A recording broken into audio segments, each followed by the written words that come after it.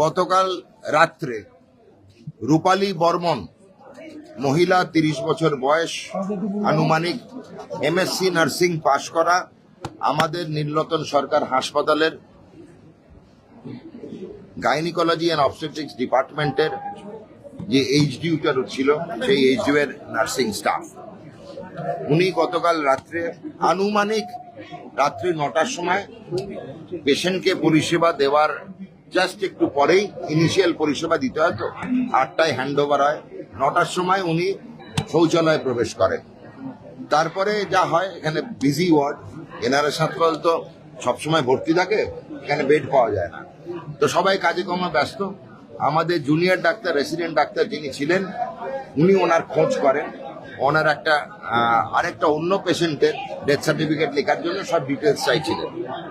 বেশ কিছুক্ষণ পরে যখন উনি লক্ষ্য করেন যে আমাদের ওই রূপালী বর্মন নামক নার্সিং স্টাফকে পাওয়া যাচ্ছে না এবং বেশ খানিকক্ষণ হয়ে গেছে টয়লেটে, স্বভাবতই সবাই চিন্তিত হয়।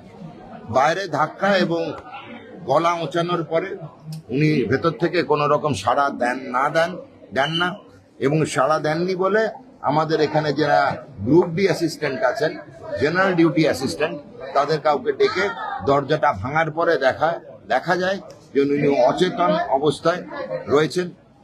স্বভাবতই আমাদের পরিবার, চিকিৎসা এবং চিকিৎসা কর্মীর পরিবার, স্বভাবতই আমাদের পরিবারের কেউ যদি এমত অবস্থায় আমরা পাই, আবেগ আগে চলে আসে, বিজ্ঞান একটু পরে আসে। আবেগপ্রবণ অবস্থায় আমরা তাড়াতাড়ি তার বডিটা ট্রলিতে তুলি এবং তোলার পরে আমাদের জুনিয়র ডাক্তাররা ঝাঁপিয়ে পড়ে, যা হয় ওনাকে কোনো রকম ভাবে যদি ফিরিয়ে আনা যায়, কিন্তু বিফল হয় এবং তারপরে আনুমানিক 10:30টার পরে ওনাকে মৃত বলে ঘোষিত হয়। পুলিশকে সঙ্গে সঙ্গে অবগত করা হয়।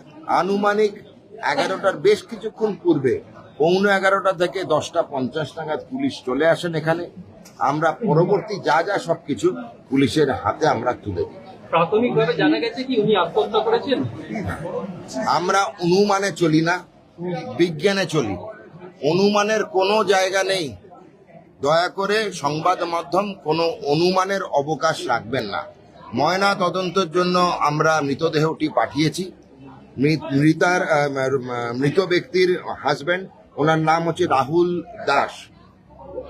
উনি থাকতেন দমদম ক্যান্টনমেন্ট এরিয়ায়, বিবাহিত সিস্টার, ওনার হাজবেন্ড বা স্বামীর নাম রাহুল দাস।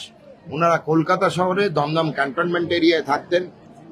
আর আমাদের নার্সিং স্টাফ, ওনার অরিজিনাল বাড়ি হচ্ছে সাউথ খন্দা, প্রতাপদিঘি থানা, পটাশপুর, পূর্ব মেদিনীপুর।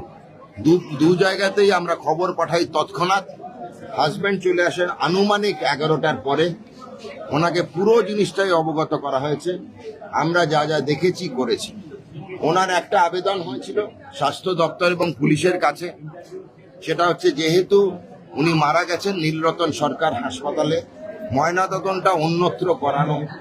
উনি নিজেই বলেছেন মেডিকেল কলেজে করালে উনি খুশি। আমরা সব ব্যবস্থা করে দিয়েছি। ময়নাতদন্ত হবে কলকাতা মেডিকেল কলেজের ফরেন্সিক বিভাগের প্রধানের তত্ত্বাবধানে। আমাদের এখানকার নীলরতন সরকারের ফরেন্সিক বিভাগের যিনি প্রধান, বিভাগীয় প্রধান, ওনাকেও অবগত করেছি। উনিও সেটা জানেন এবং উনিও যা ওনার জন্য ওনার দপ্তরের তরফ থেকে মেডিকেল কলেজ দপ্তরে জানানো, সেটা উনি জানিয়ে দিয়েছেন। মৃতার পরিবারের সঙ্গে আমি একটু পরে দেখা করতে যাব, উনি এন্টালি থানায় আছেন। রতনের রিপোর্ট, পিবি নিউজ।